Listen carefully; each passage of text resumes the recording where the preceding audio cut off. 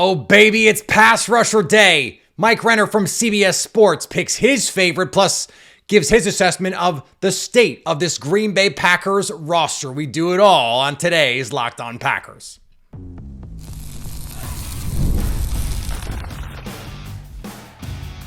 You are Locked On Packers, your daily Green Bay Packers podcast. Part of the Locked On Podcast Network, your team every day. You are Locked On Packers, part of the Locked On Podcast Network, your team every day. I'm Peter Bukowski, and I cover the Packers for The Leap, a newsletter I would love for you to subscribe to. Follow me on Twitter, Peter_Bukowski. Follow the podcast on Twitter, Locked On Packers. Like us on Facebook. Subscribe to the podcast to iTunes, Spotify, Google Podcasts.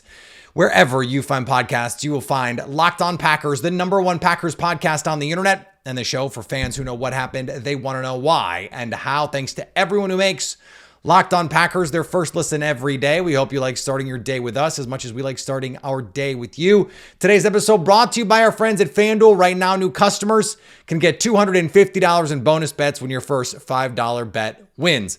Mike Renner from CBS Sports joins us on the show today, Packers fan. And so he helps us assess the roster, the needs, where they can find value with this pass rusher group, where he would target that could find the most benefit in, let's say, the first round. Let's just get into it. Joining me now from CBS Sports, our longtime pal, Mike Renner. Mike, the Packers are, it's kind of obvious, I think, what they're looking at the top of this draft. But as you look at, let's try and stack these, the positions where you think, if they take a player who hits at the top of the draft, give me like your top three positions in terms of if they did this at the top and hits, it has the biggest impact on this team. I still think wide receiver is one where I think it will make a massive impact. I've been lamenting the ball skills of this receiving core for a few years now. It's just something that's not going to change, right? You just have guys who, are towards the lower end of the spectrum in terms of drop rates, and rarely does that bounce back to, high-end guys. So you need to bring in someone who's reliable. That doesn't necessarily have to be the first round, though. I think it's wide receiver, and I think the next biggest one's edge. Just another pass rusher. Even if Lucas Van Ness becomes good, even if Rashawn Gary bounces back, it's like, just look at what you have to go through in the NFC. Just look at the Eagles right now, and what they had last year. So I think those are the two positions where, if I'm just stacking up this roster, where can a big impact be made? I think it's those two. Do you try and separate edge versus interior? Like if they found a guy that you felt like could be a really good interior pass rusher, would that satisfy your craving for a pass rusher in this draft or no? I think so. I mean, obviously defensive line, it's wherever you can get it, right? And ideally you want it on both the interior and the edge. I do think Kenny Clark, I think you're not getting the Kenny Clark of old at this point. I think it's safe to say that he's on the downslide of his career. Not that he can't bounce back in a meaningful way, but you're just never getting that guy who was, the dominant force he was. But you do have at least depth on the interior that I think can make an impact, whether it's, Kobe Wooden, whether it's Carl Brooks, those guys I think can actually be, your second wave of interior rushers. They can actually get the job done. And I'm expecting, year three of them to be even better. But it's the edge, I don't think has that same potential. I don't see that from Kingsley and Egbury. I don't see that from Brenton Cox Jr. So, and also when you look at something like pass rush win rates, even in the NFL, the best interior rushers, you're talking about 10 to 15. If you're really lucky, 18% win rates. Yes. On the edge. It's 20, it's 23, it's 25, it's 28. You're just going to get more down in, down out pressures from those guys. When you look at this class, and historically, Pro Football Focus has done the studies. If you want a good edge, you got to get him in the first. So I want to dig into some of that. Before we get there, though, the Packers have this tendency, let's call it, to like big, strong, fast. Maybe didn't produce at the college level. You're smiling. What do you like? Where are you on this? Because this has become a debate in this class, not just with the Packers, because Shamar Stewart, not a lot of production. Michael Williams, not a lot of production. Like there's a number of guys in this draft class who are considered high picks, but don't have a ton of sack production. Yeah, I think the only guys who do, Carter, Mike Green, and Donovan Ezraku are like the Right. only three who are getting first round buzz that you would even put in that category of like, they already kind of know what they're doing. They already kind of have plays to point to, games to point to, where it's like, man, look at him take over. The other guys, it's just like big, strong, fast, long, right? Like that's all it is. It's like, that's what you're going for. And now again, if there's any position where big, strong, fast has worked out from guys who, maybe weren't dominant in college to then could become dominant in the NFL, I think it is edge. But also a lot of the guys who are dominating at the NFL level right now, like they also did, like you want to have both. Ideally, you want to have a blend of both. And so this class uniquely has very few of those blends. But I mean, there is just a lot of edge talent in general. And I think there's you said to hit big time swings, you need day one picks, but this class, I think, uniquely has some high floor day two edges that, probably won't turn into TJ Watts or Myles Garrett's. Definitely won't turn into Myles Garrett's. No one's going to, but won't turn to that high end guy. But I think there's guys that can be your third edge if you really do see Lucas Van Ness taking a big step forward this year, and Rashawn Gary, you could probably, this class, I think uniquely, you could wait if you really wanted to. Can you answer your own question? Do you see Lucas Van Ness being able to take a big step forward this year? I was high on him, man. I was high on him coming out. I think he has a unique physical skill set at his size, with his strength, with his length, with his hand size, with everything. He should be able to figure it out. Now, he's one of the weirdest athletes I think I've ever come across in sport of football. It's just it never quite looks, even when it happens correctly, it never looks pretty. So I don't know. If I had to bet based off of year two, I would bet we're not seeing a big step forward into what we're hoping he would have been with, pick 13. Yeah. And there's always going to be the who they didn't take, right? That conversation, like Will McDonald was racking up sacks last year in New York, and they flipped with the Jets, and they got, it seems like, the worst player in that group. Before we get to the top guys, I'm glad you mentioned the day two players, because I wonder about what the Packers' approach is going to be if they miss out on the guys that they like in the first round. So give me a couple of those second round names where you go, hey, if this guy is there at 54 or 87 for Green Bay, he can at least give them something in the rotation with some talent here. My favorite guy on day two is probably Braden Swinson from LSU. Mine just too. Look at a guy who knows how to rush the passer. And that's, kind of the opposite of the day one guys. I can point to production from Braden Swinson, right? He may not be an elite athlete, but I think he's a plus athlete. I don't see, Kingsley Enagbare is limited by his athleticism. You see that on tape. He does not have the juice to be a high-end pass rusher at the NFL level. I don't think that's the case for Braden Swinson. I think he has more than enough that, if he just continues to improve technically, he can get to a really high ceiling. So he's probably my favorite. I also think if Nick Scott, does no profile bother you? Because we didn't get to see testing numbers for him. So he did the cone and shuttle, right? We just did get to see 40 explosive numbers. We didn't get the full profile. Yeah, but the cone was good. I think the numbers that he did do were good. But yeah, on tape again, I don't think I think he'd probably be like a low 4.7 to mid 4.7 guy.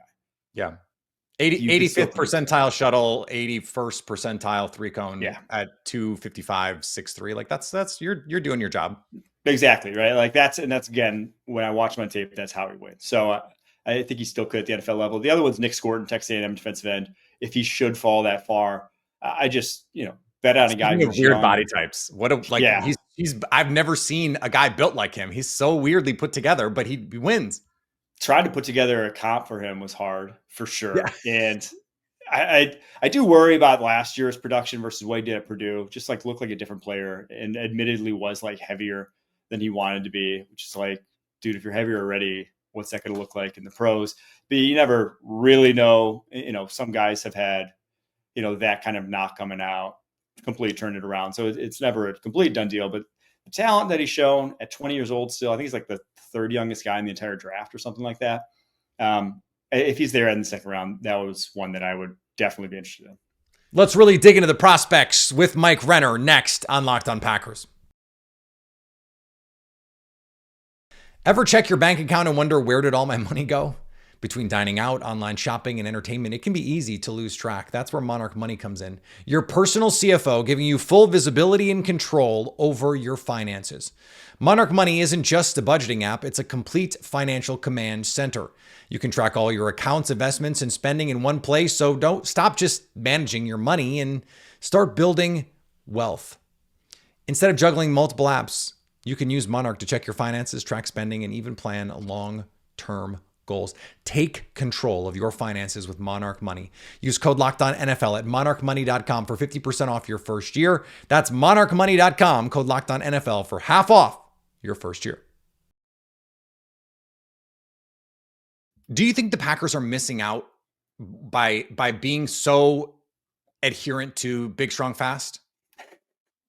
Like, I guess that's just a way of me saying, like, do you think they should consider one of these lighter, smaller passers? Like, you look at the underlying numbers for someone like Josiah Stewart and like all the win rate numbers and the pressure numbers and the third down numbers. Like, he was a killer pass rusher, but he's 6 feet tall. And that just seems like that's a no-go for the Packers. Yeah, I don't. It's a preference, right? It's yes, you miss out on some, but your theory is that when we build the D line, it gets built, in a way that can play all three downs, that can be, right, have that true presence coming off the bus. Like there's just that's how you want to build it. If that's how you want to build it, I'm not going to complain, but like, I do think, look at what the Rams do, and how they've drafted and rebuilt that defensive line. They're not taking any boxes, any of those guys. Like they have one of the shortest Eagles arms. too. Nolan Smith is small. Bryce Huff, who they signed, was small. They're willing to take those shots.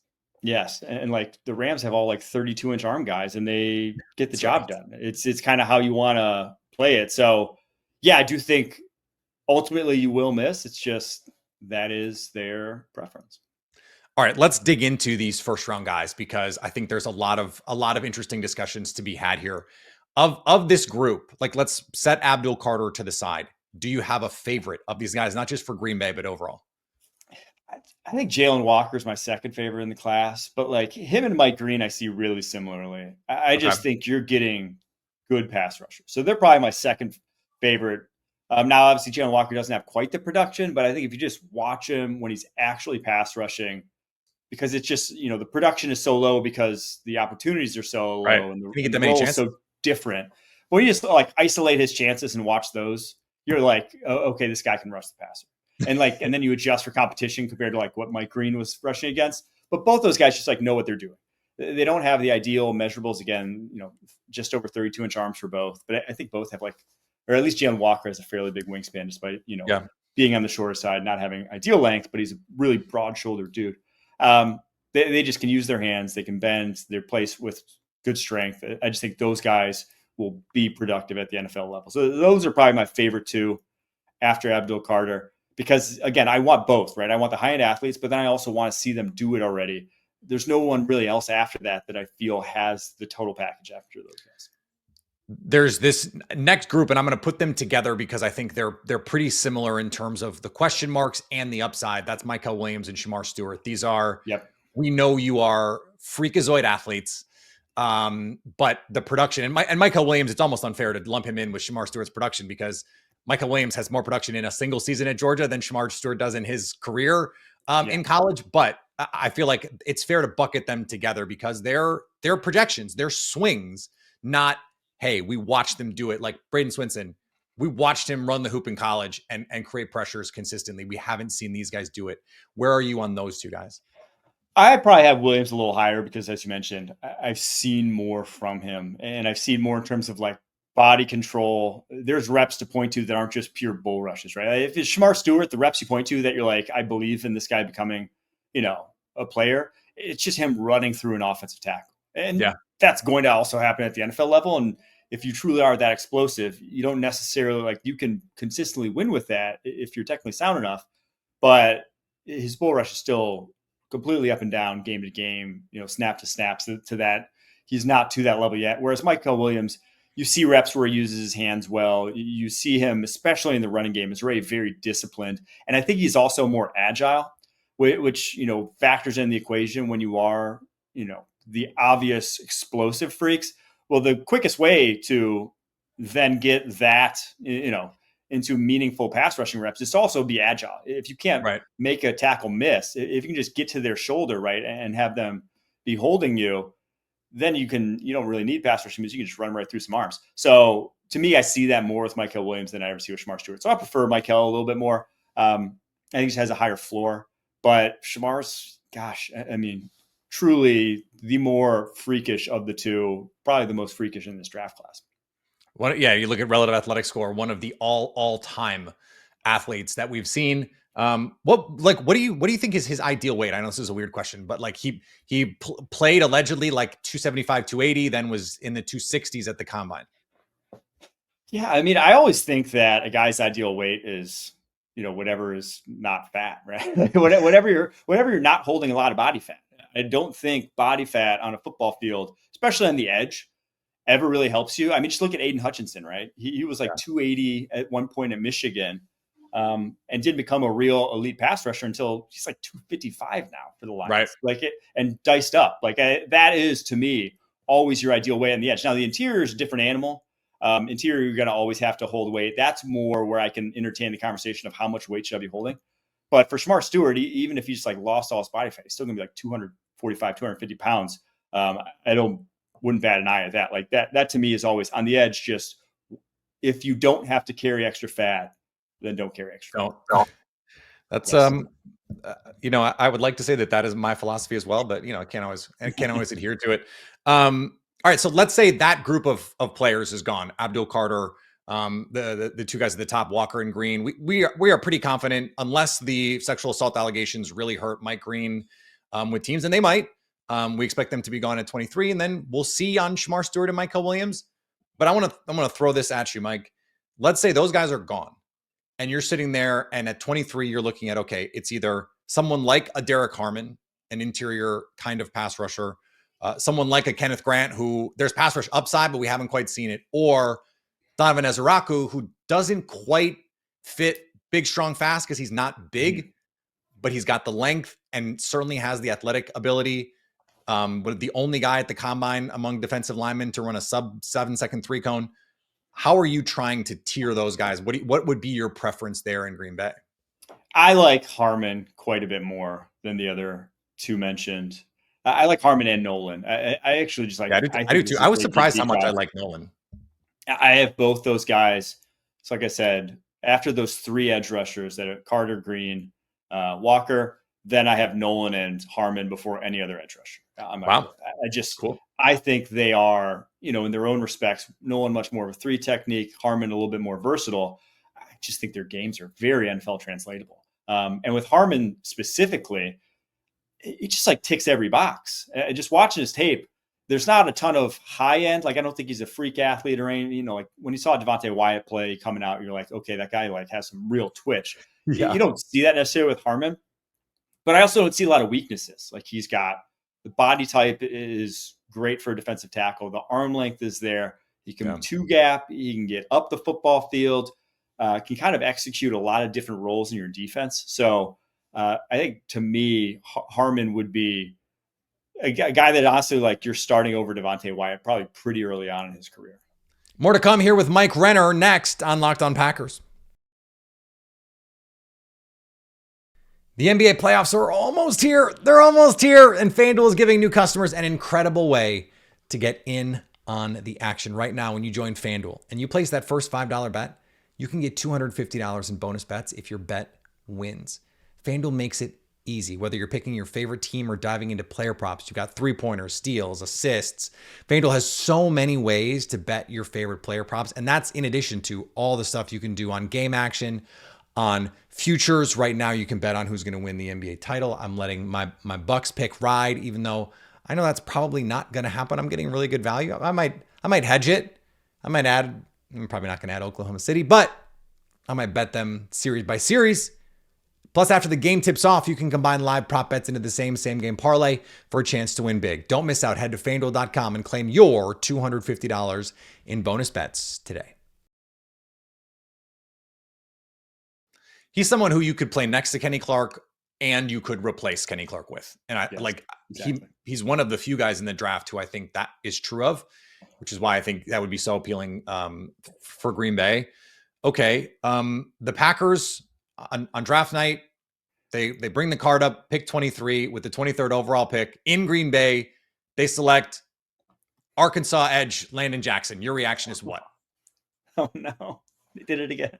No, I would be not happy. I am not a believer in Jackson's, quote unquote upside. I do think Oof. hit him with the air quotes. Oh no.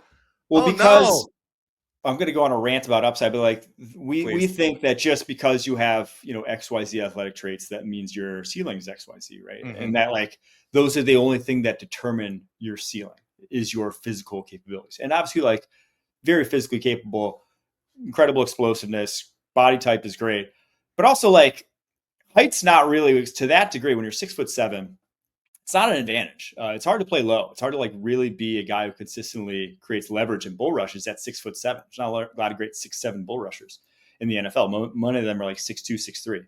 So it's hard to be consistently the low man in those situations. And then also just like, he's still a project. 4 years in collegiate career, still a project as a pass rusher. I mean, you saw him, I assume, at the Senior Bowl, and it's just like didn't stand out at all as a pass rusher.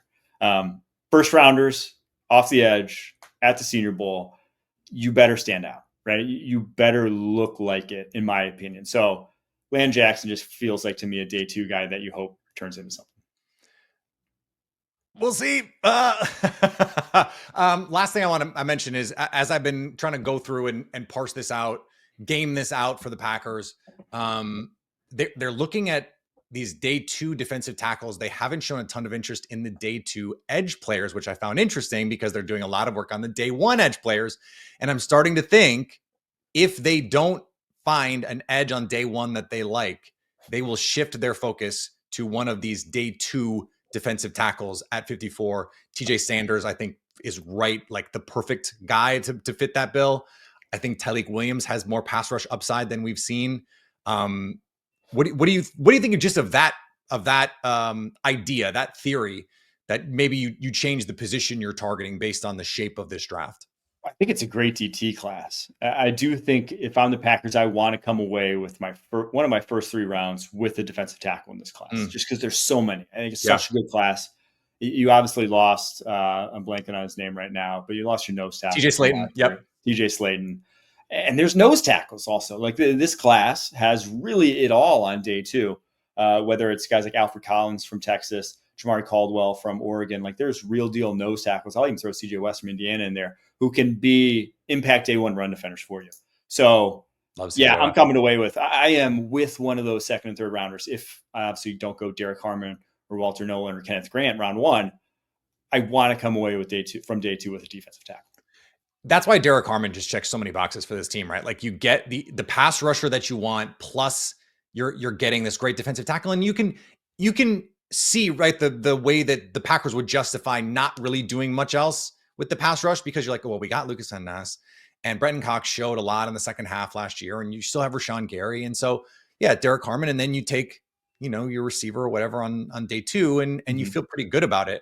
Like I can't not ask you about the receiver class quickly before we go. I know we spent a lot of time on pass rushers, but we can't have a Packers draft discussion and not talk about receivers. So just like one name, draft crush for the Packers at receiver. Give it to me. I mean, Jaden Higgins is the guy that a lot of people, but it's just like, he's just going to fall in the range that doesn't make sense. You're not going to pick him at 23. I don't think he's going to last till the middle of the second, but he's like definitely a Packers type of guy. I would also say like Jack Besh has great hands. I'm not sure he really fixes much, but like he has great hands. So there are some guys on day two that like have really good ball skills. So I would put him in that mix. And he blocks. And then Trey Harris as well. Like all 3 guys that like kind of fit the Packers mold of what they look for on day two wide receivers. I think Harris and Besh have a better chance of being there than Higgins or Ayomanor from Stanford, who are all like, they all fit the Packers bill. If round one, they're taking one, I would bet they would go for like an Emeka Ibuka or Ted McMillan if either within striking distance, but more often than not, every time they're going to go day 2 rather than day 1 wide receiver. Would you, like, let's say T-Mac is there at 18. Would you throw a pick at someone to move up and just say, let's just go get this guy? I think I would, yes, for what the Packers need and what I think T-Mac is, 100%. Well, you're going to get people excited. I love it. Mike, I appreciate the time. Let people know you got the show, where your work is. Let them know.